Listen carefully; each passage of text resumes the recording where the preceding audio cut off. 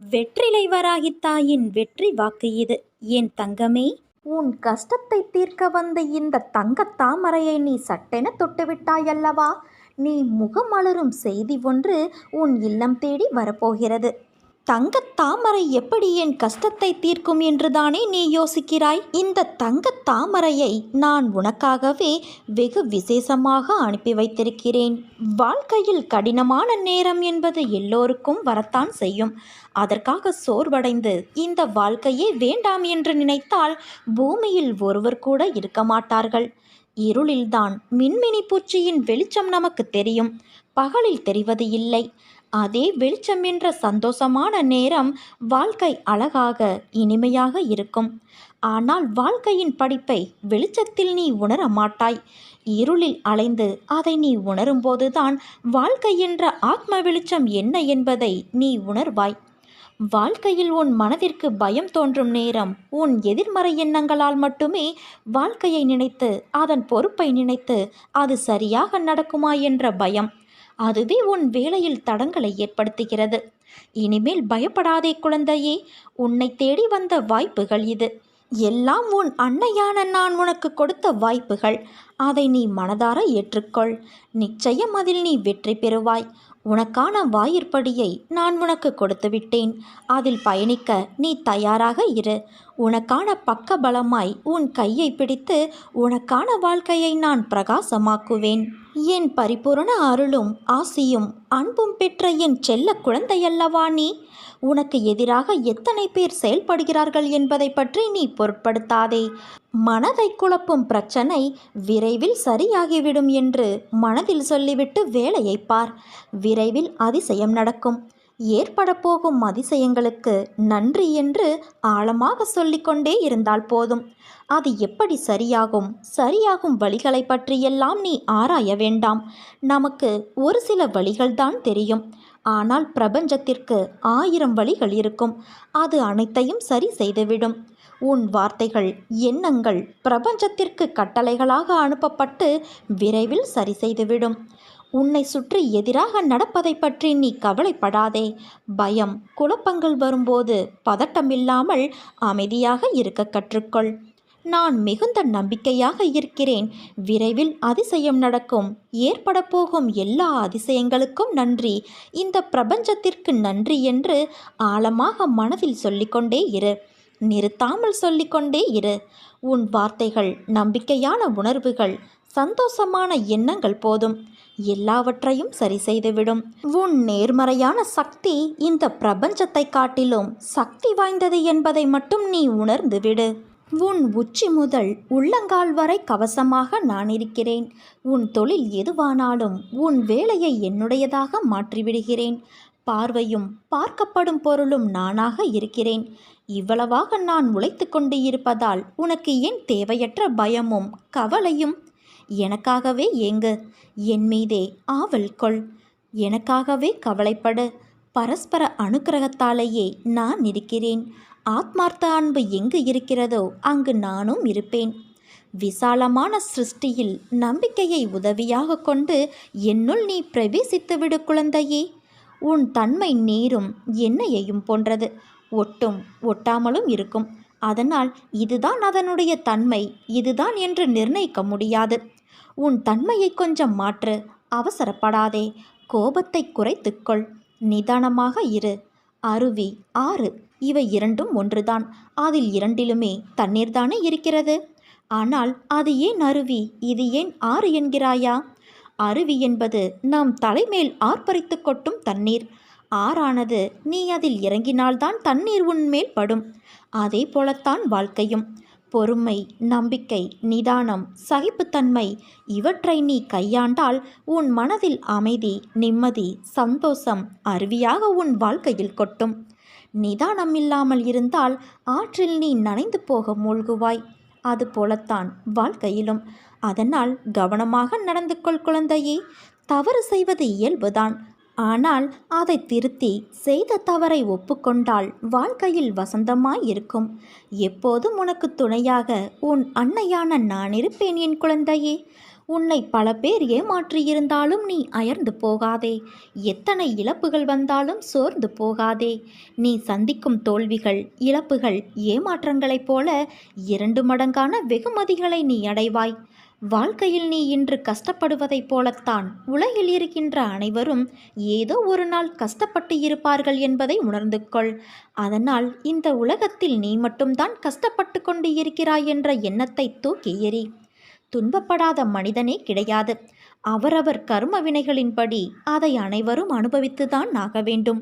தவறு இழைத்தவர்கள் எவரானாலும் தண்டனை உண்டு என்பதை மட்டும் நீ புரிந்துவிட்டால் உனக்கு வாழ்க்கையில் எந்த ஒரு கவலையும் இருக்காது. உனக்கு நிச்சயம் நான் வெகுமதிகளை அள்ளி அள்ளி தருவேன். இமைப்பொழுதும் உன்னை விட்டு இனி நான் விலக மாட்டேன்.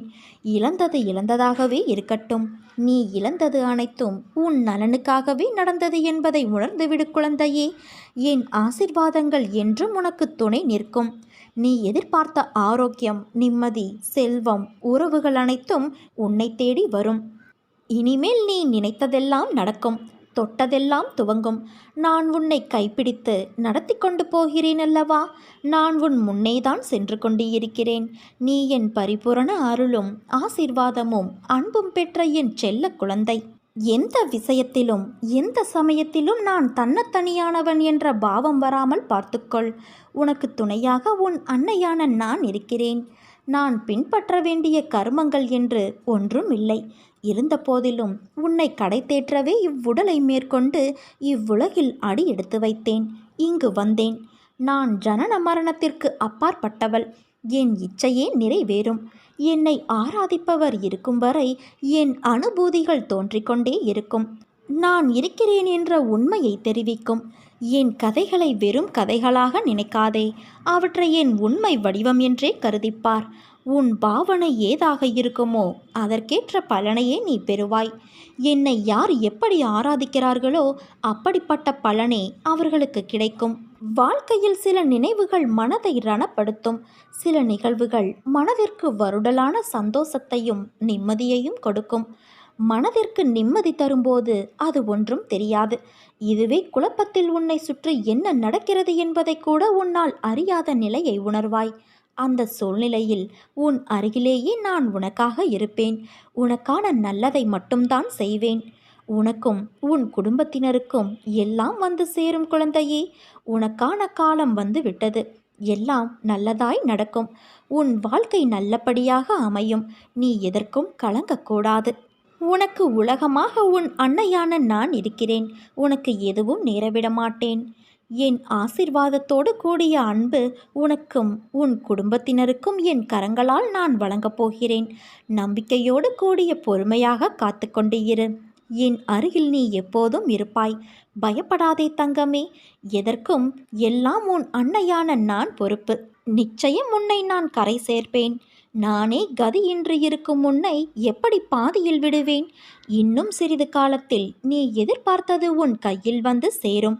நீ கவலைப்படாதே. நீ என்னிடம் கேட்டது நாளை உனக்கு கிடைக்க உன் அன்னையான நான் உன்னை இன்று ஆசிர்வதிக்கிறேன். தோல்விகள் உனக்கு வருகிறது என்றால் அது உன்னை வீழ்த்துவதற்கல்ல, உன்னை உயரத்தில் சேர்க்க. வாழ்க்கையில் கிடைக்கும் கிடைக்காத அனைத்திற்கும் காரணம் உண்டு.